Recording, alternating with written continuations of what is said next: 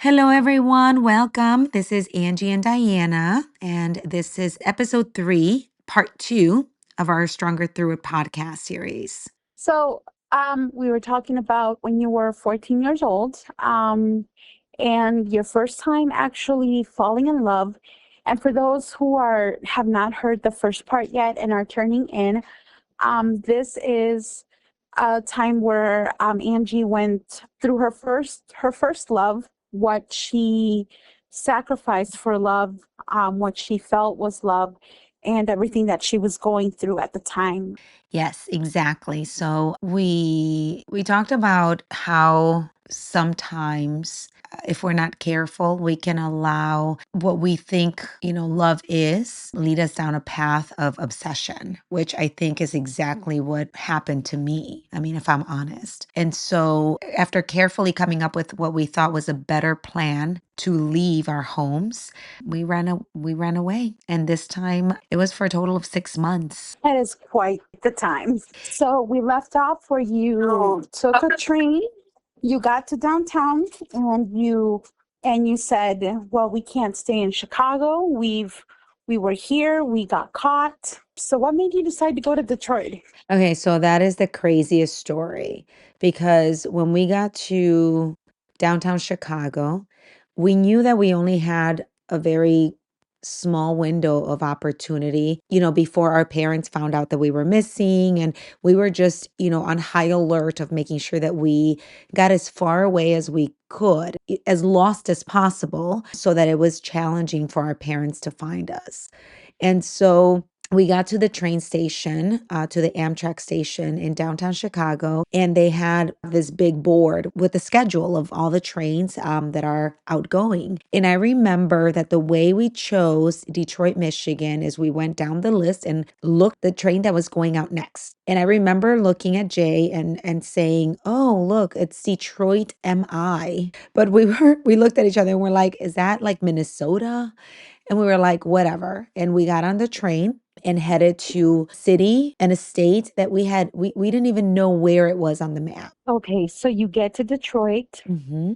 You're excited about starting this new life with Jay. When you got to Detroit, where did you guys go? So it's so crazy because we didn't have a clue. We knew nothing. The only thing that we knew, as you mentioned, is that we were together. We had accomplished that. And when we got to Detroit, we got there, I think it was like late afternoon into the evening. And so we decided to do a little exploring and walk around the city. If you know anything about Detroit, Detroit is definitely not a glamorous city. It's a very big city, but it has a small downtown area. But even that, it's pretty run down, abandoned buildings. It's not a pretty city. And so when we got there, we did some walking around to kind of explore a little bit, and we realized we didn't have a place to stay, obviously, and we needed to figuring out what the next move was, because that's exactly how we were taking this adventure, like literally 1 hour at a time. And so we ended up staying and sleeping at the train station that first night. Now tell me, were you scared sleeping in a train station at certain points that night? Did you feel uncertainty, or did you feel like something in the pit of your stomach saying, "I shouldn't be here"? You know what, Diana? I mean, obsession for love or what you think is love can blind you so much that you completely lose sight of fear. So, if I am honest, I don't remember feeling scared. I felt super protected with this 15-year-old next to my side. And I was just at that place, in that high of we accomplished, we made it, we're here and we're together. We got what we wanted. Okay. So technically it was more of a euphoric feeling because you Yes, had accomplished set goal at that time. And exactly. now it's just a matter of finding a place and just taking the first step after you get to Detroit. Exactly. So you fall asleep, you fall asleep in a train station, you wake up the next morning, what happens next?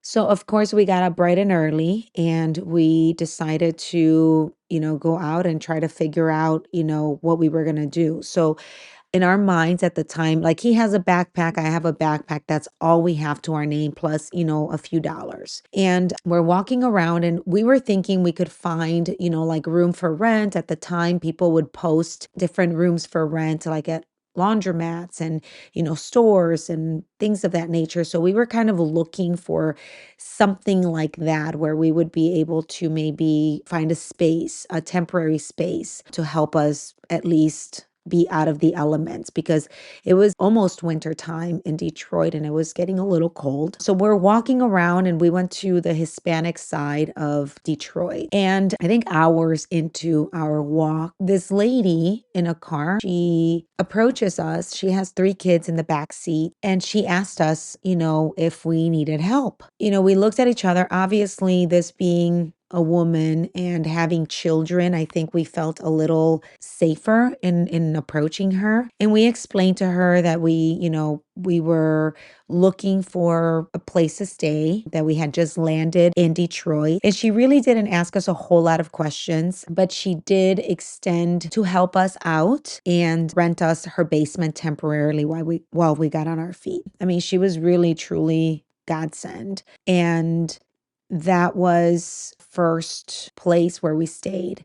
But I wanted to mention, going back to what you asked me earlier about, was I afraid? The night that we were wandering around, the first night that we arrived in Detroit, Jay and I are walking, and before we realized that we clearly didn't have a place to stay and we couldn't keep walking around the whole evening, the whole night, we've walked into some very, very isolated and just very bad places in Detroit. And I'm talking about, 11 o'clock at night, walking behind alleys and, factories, abandoned factories.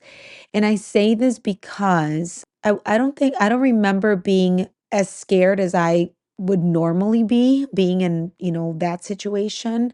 Again, because I, for whatever reason, felt super protected by this 15-year-old. But I thought about it, I reflected on that later and kind of going back to, And, and I hate to interrupt you, Mhm. but if you knew Angelica the way I knew her back then, Angelica was very skeptical and was very reserved in doing everything. And so every time she says, like, I felt so protected by this 15-year-old, it makes me laugh because if I promise you that if she was in her full senses, that would have never happened. Oh my gosh, I didn't even think about that, but that is so true. I liked following the rules. I didn't like getting in trouble. Yes, I mean, looking back now, reflecting on that night, I go back to the guardian angels that were over us, every step of that journey.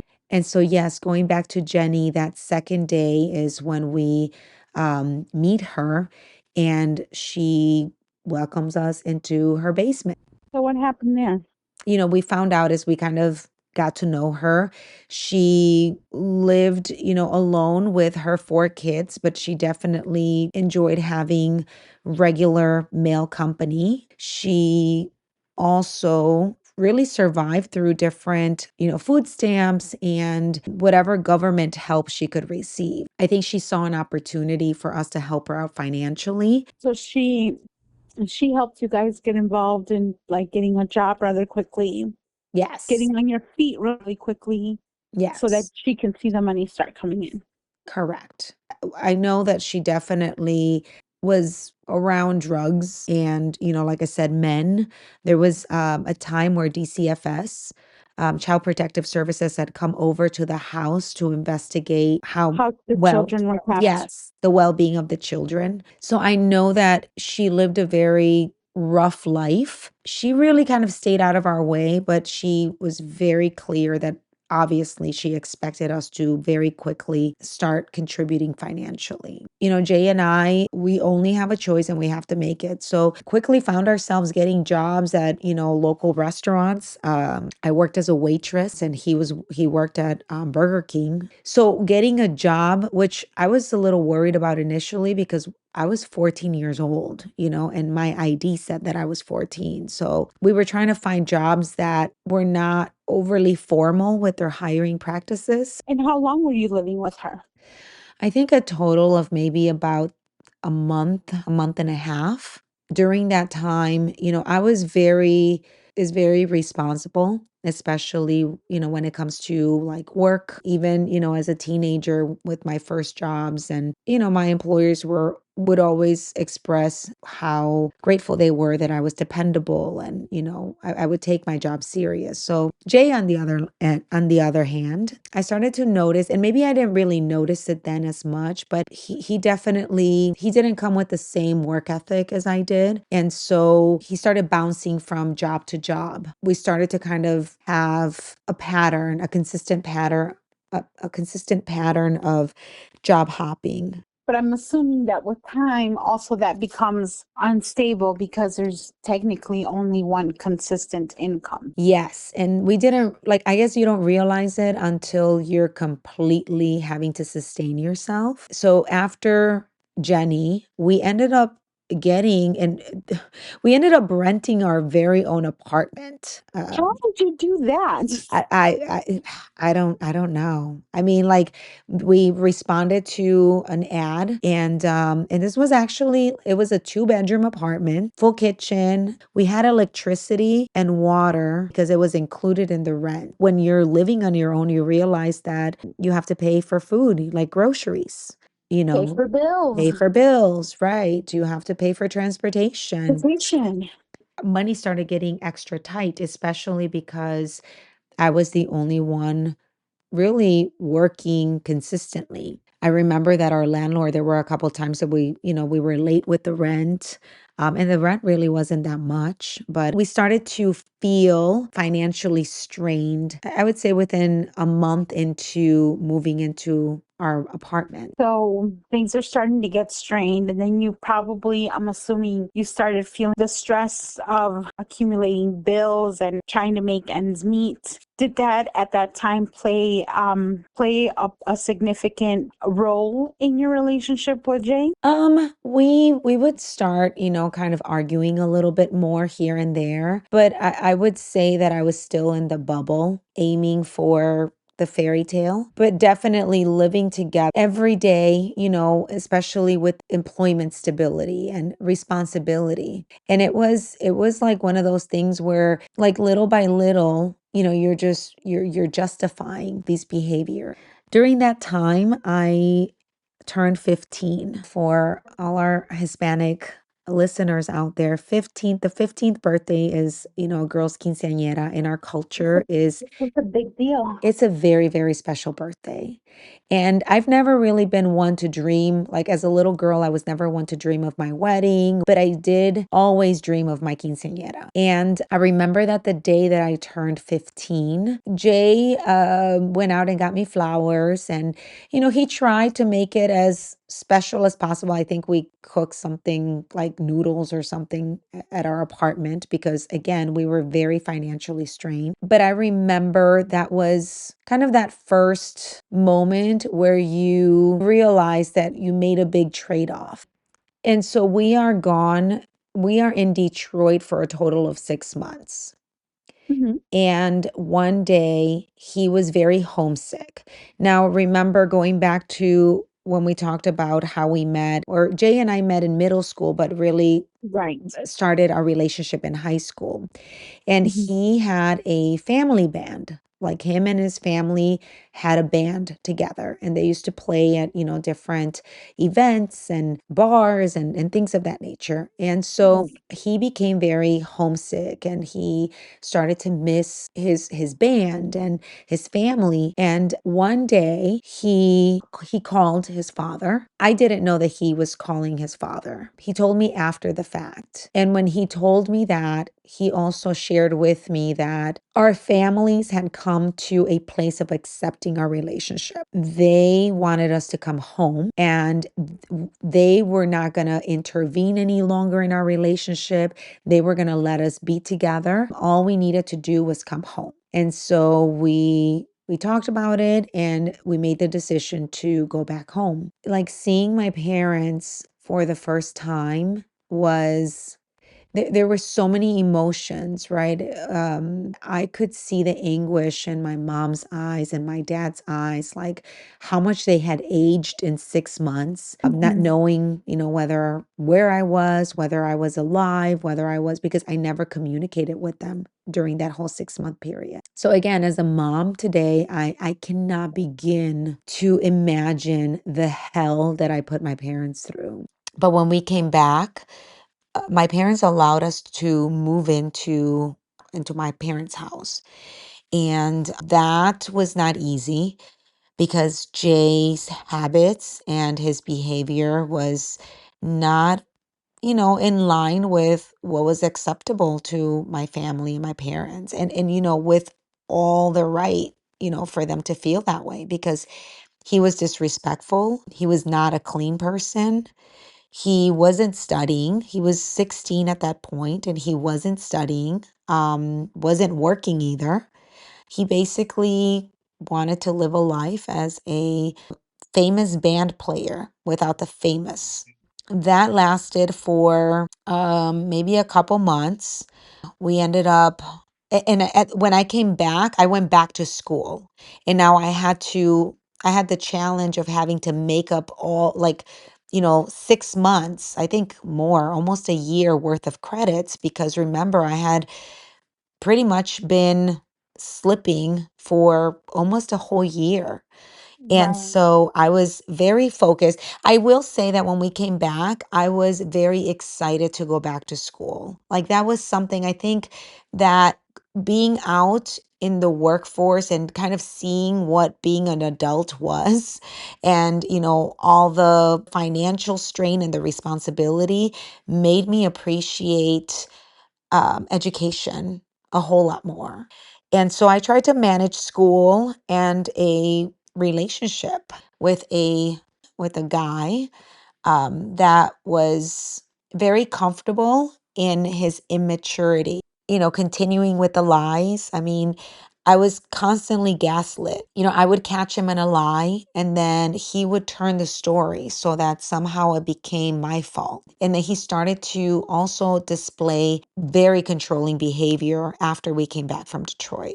He would be upset if I was visiting my family. He would be upset if I was with my friends. He would be, I was definitely always constantly having to justify, what I was doing, where I was. He would yell at me and belittle me and mistreat me in front of his friends constantly, call me names. During that time, I was learning to drive. And I remember that, there was an instance where we went on, he thought that he was going to teach me how to drive by just throwing me on the expressway and having me figure it out. Are you serious? Yeah. It was just very traumatic. And that started to weigh even heavier on me. Angie, I do want to kind of take a few steps back because I am curious to know when you came back from Detroit and you saw your parents for the first time, did you feel relief that you were kind of released from the responsibility of being an adult and maintaining an apartment? Because technically, yes, you had him by your side, but he wasn't really much of a support, what not emotionally, not physically, not financially. Right. Did you feel like when you came home and you saw your parents, like the when you're like, okay, I'm free of this now. I don't have this responsibility anymore. Yes, absolutely. And so my parents made a deal with me. And again, like I just think back and, the level of grace and love that they showed me is just, it's so humbling. My parents told me that as long as I stayed in school, they wanted me to finish high school. That was my dad's, ultimate dream was to see me walk across that stage as a high school graduate because that was something that he never got to do. He told me that as long as I graduated high school, I didn't have to worry financially about rent or, food or anything along those lines. Now, Jay was a whole different story because he did expect him to either A, go back to school or get a job. Like Mm-hmm. being like not doing anything was not really an Unacceptable. option. So things got really tough living with my parents for all the reasons that I've outlined. And we found a street over from where my parents lived, we found this older lady that was renting a room, like just a bedroom. We ended up deciding to move out and go live, continue living together at this, renting this room from this lady. And she was like super nice, super, super nice. And in order for us to pay for the rent and, the groceries and things that we needed, it was very important that Jay held his end of the deal and got himself a job and continued doing the things and working on the dreams that he wanted to. Like nobody ever took that away from him, but So Jay, in all that time, school just went way to the Bayside. Like that what just wasn't an option for him anymore. It was non-existent, correct? yes, His correct. education. He did not go back to high school. He didn't go back to school. By then he was 16, so he said he was going to get a job and continue to work on his music and his band and these other goals that he had. And so it became more and more frustrating with every passing day as we moved into, this lady's house and we're renting this room. And now we have the responsibility of not a huge amount of money that we had to, consistently come up with, but a responsibility nonetheless. The whole patterns continue, the inconsistency, the gaslighting, the lies, the abuse continued. And so I want to say we did that for another maybe 2 to 3 months. And um, so okay, so throughout this time of living with your parents and then moving into this lady's house, did you at any given point feel that you started losing love for him or you started losing respect for him as a person? Yes, absolutely. And I couldn't put my finger on it, but I started to just not care anymore. Getting caught up with all my credits. And so, my friends are talking about trips and, doing this and doing that. And you're seeing people be excited about traveling and, college and, getting real jobs and doing all these things. And so all of a sudden, the more that I got immersed in the world that I should have never left, which was that of being a teenager, the more I disconnected from this fantasy, this fairy tale. So you started to see that the grass was greener Hmm. being a teenager, free of the responsibilities. And I'm assuming that at one point, I suspect that at some point, did you ever sit there and say, what am I doing with him? Why am I wasting my life like this when everybody else is going out to the movies and to dances and doing their own thing and looking at colleges and deciding whether they want to stay in state or move away for college? Did you ever stop and think any of that? And it's like, and then you look at the other side of like, well, this is what I have. This is what Yes. I'm struggling with. Yes, absolutely. And I would look back and be like, "Oh, this is who I have to babysit. This is who I have to mother." Other things happened during that time period that contributed to just this falling out of love and this complete disconnection and disengagement from this relationship.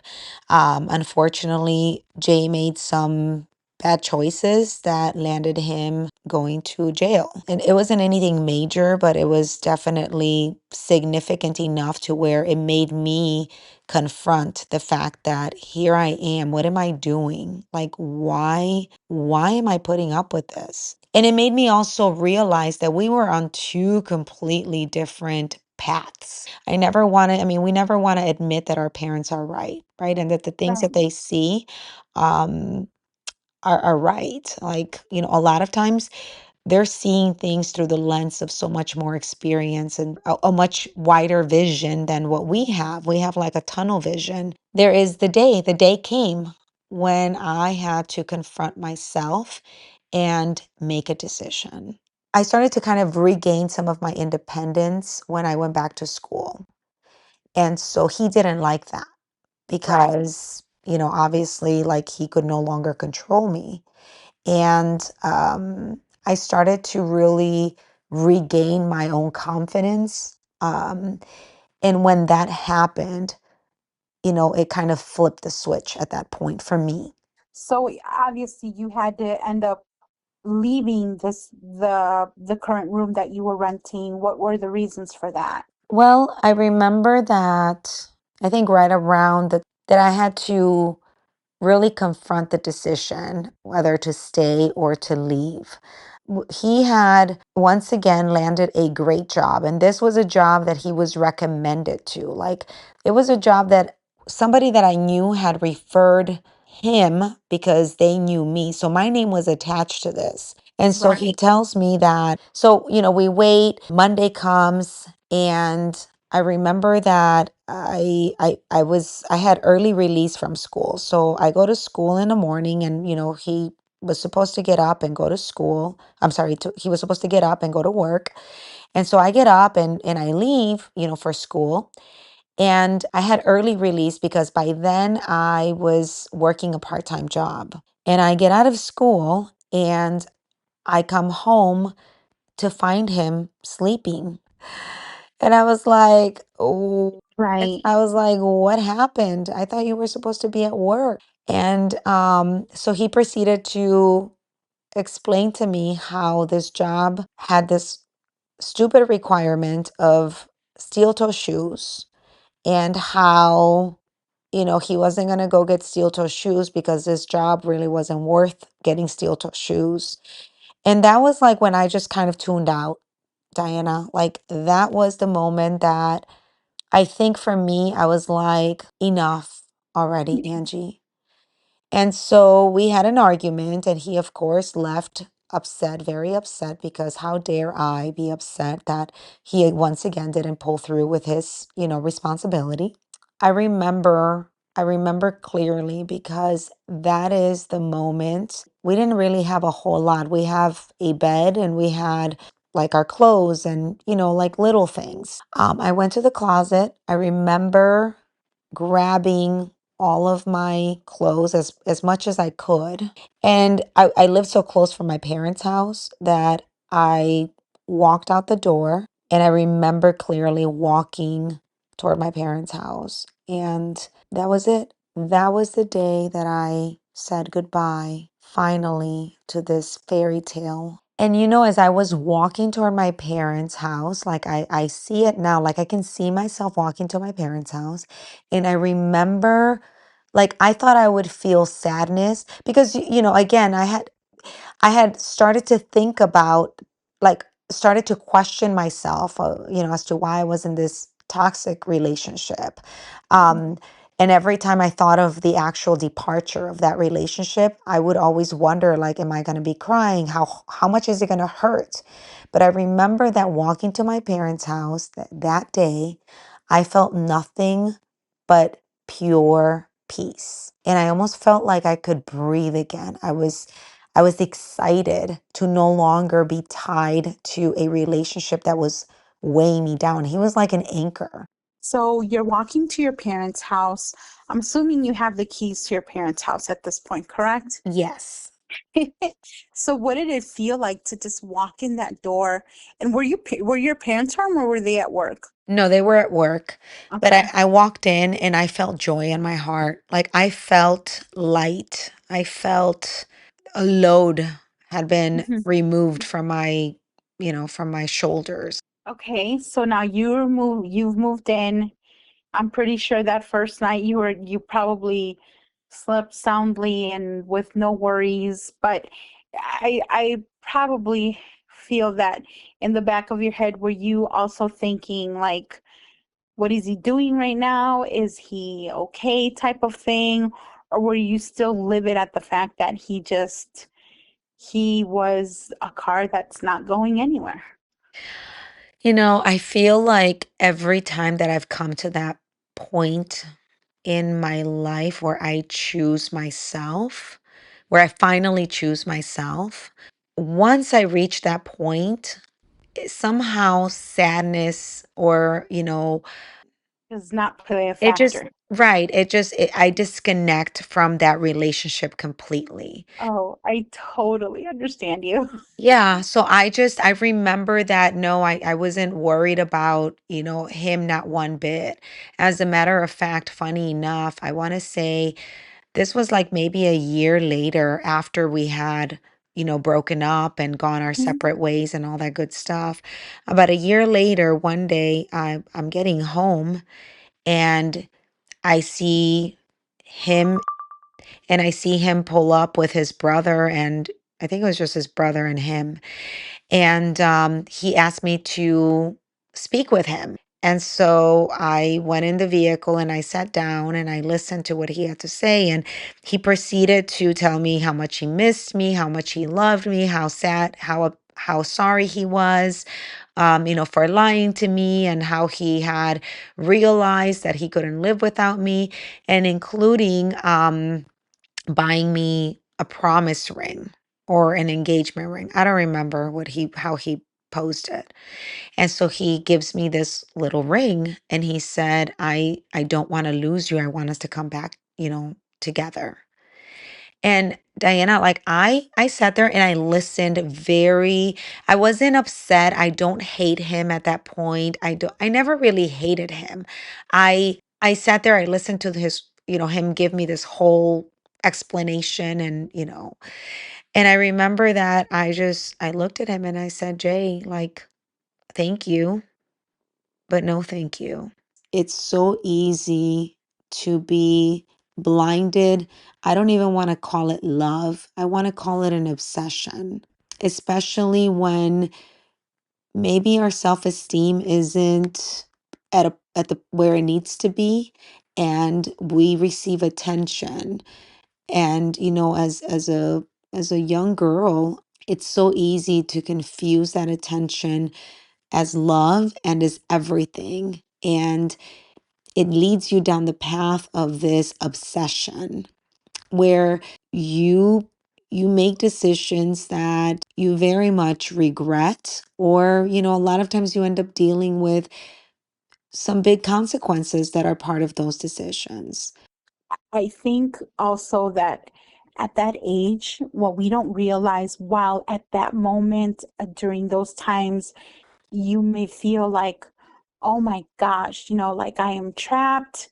I'm not allowed to do what I want. I Mhm. should be allowed to do what I want. Like, this is horrible, blah, blah, blah. No one ends up realizing really that adulthood is so, so, so much longer. I think I think that when you're a teenager, a lot of the decisions one makes, I blame it on hormones and puberty and Yeah. all of this that goes on, because I haven't ever really met a teenager with a clear head. Yeah, I just wish I wasn't as stubborn as I am, like, naturally, because I think that's my flaw. It's definitely a strength when I use it in a positive way, but when I don't, Mm. it takes me down the path of like holding on to things or people that many times are not serving me. You just kind of prolong the process of removing that person from your life. But definitely for all the young people that may listen to this story, slow it Slow down. down. Take your time.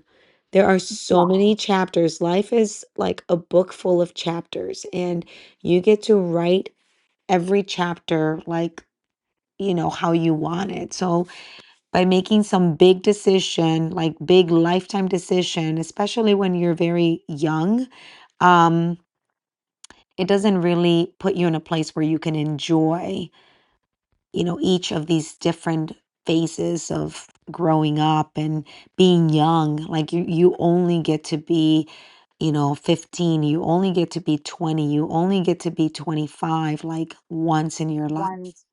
So And make the most out of it. I will say it again over and over. Childhood compared to adulthood is just a blink.